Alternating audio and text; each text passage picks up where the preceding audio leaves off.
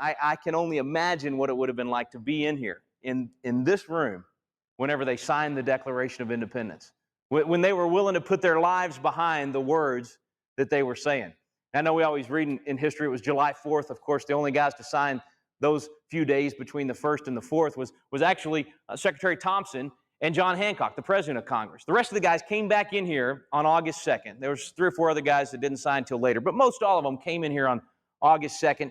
You can imagine that's a little bit different date. I mean, that's a little bit different occasion. It's one thing to vote and say, hey, Hancock, why don't you put your name on that document and send it over to King George?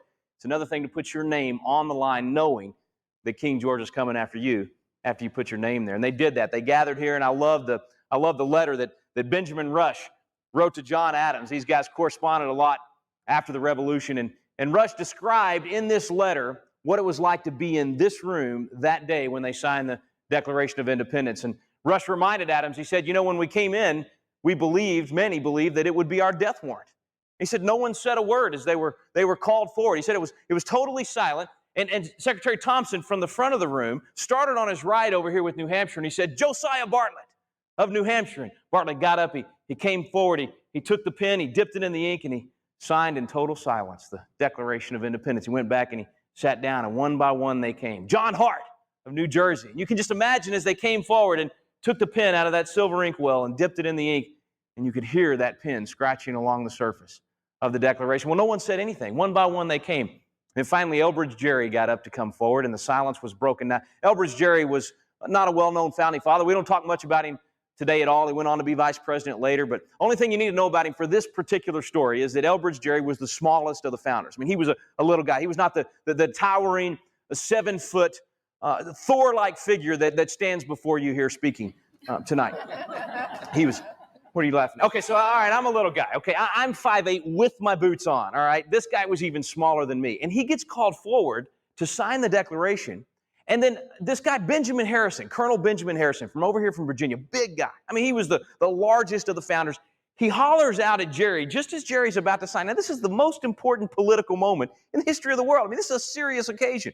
And the big guy from the back of the room says to the little man up front, he says, I shall have a great advantage over you, Mr. Gerry, when we're hung for what we're now doing. By the size and great weight of my body, well, I'll be dead in a minute or two. But by the lightness of yours, you're going to dance in the air for an hour or more before you're finally dead. Only words spoken during well, now after the signing, they do say, some say that Franklin said, who sat here, he said, we better all hang together or else we'll surely hang separately. So, I mean, they knew what they were doing when they signed the document. And I'll tell you those two things because I think it's important for us to know that those guys that were in here, they knew what they were doing. They knew this was going to be a death warrant. They knew that by putting their name on the dotted line, they would have to give it all. And I love the fact that when they came up and took that pen and dipped it in the ink, when they signed, it was right beneath that final sentence.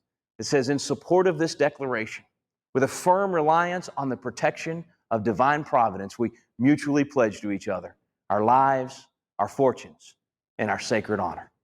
Those were true patriots. They were sinners, they were fallen, they made terrible mistakes just like all of us. But they were patriots because they didn't just get excited, sign the petition, go home, forget about it. These guys stood by their signature. Every single one of them. They did not back down. Not one of them failed to follow through on the commitment that they had made.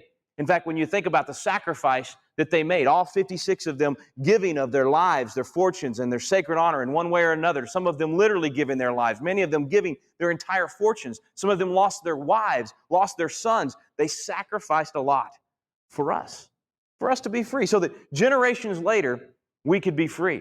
I think sometimes we forget that our freedom's not free. We forget that there have been those that came before us that paid the ultimate price for us to be able to enjoy these blessings of liberty we talk so much about.